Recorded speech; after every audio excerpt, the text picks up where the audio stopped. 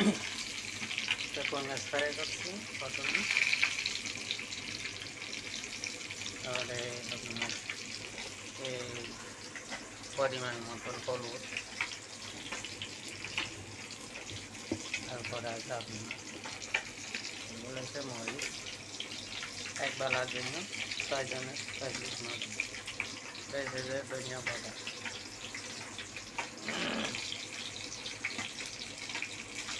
আর একটু ধনিয়া পাতা দেবেন। যেমন মশলা এখানে নিয়ে নিচ্ছি,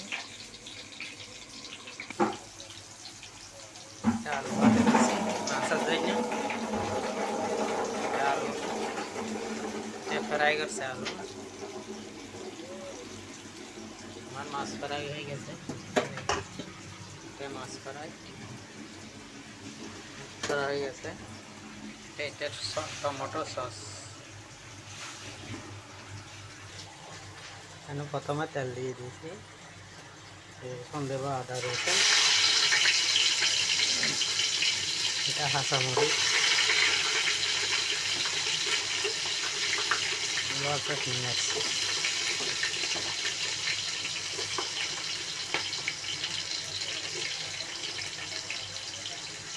প্রথমে লাল করবো, এখন পেঁয়াজগুলো একটু লাল করবো,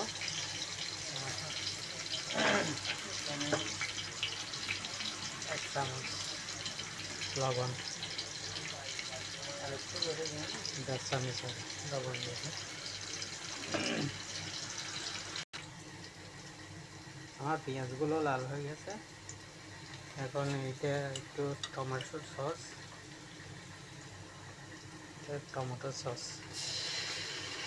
এটা মশলা দিবার আগে দিতে হচ্ছে যে একটু না দিলে তাইলে গন্ধ করবে, এটা না দিলে একটু ঘ্রাণ করবে, এই জন্য তেলের সাথে একটু মিশ্রণ করতে হবে, তাইলে গ্যারেন্টা চলে যাবে, গ্যারেন্টা চলে যাবে।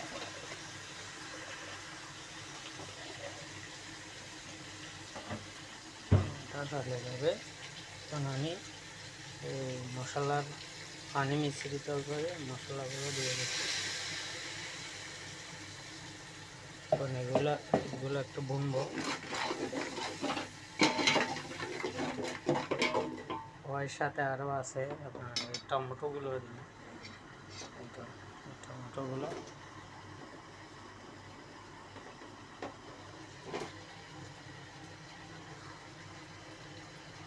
একটু বনিয়ে নেব, মশলাগুলো ব্রাউন কালার হলে কালার করে নেব। আমার মশলাগুলো ব্রাউন কালার হয়ে গেছে দেখেন, এবার এই আলুগুলো ঢাইলে দিব, আলু ঢাইলে নিচ্ছি, এর সাথে যে পানিগুলো দিয়ে দেব, এগুলো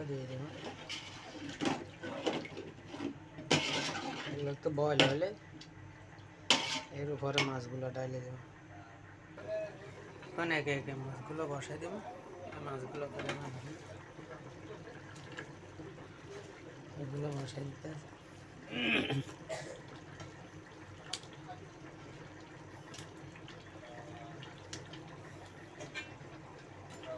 আপনারা তো চাইলে এইরকম করে রান্না করতে পারেন, যারা রান্নাতে জানেন না, শিখার আগ্রহ আছে, তারা এরকম করে রান্না পারেন।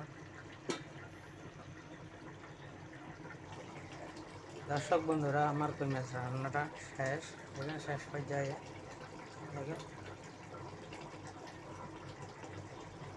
দেখেন কই মাছের তরকারি কীভাবে রান্না করতে হয়।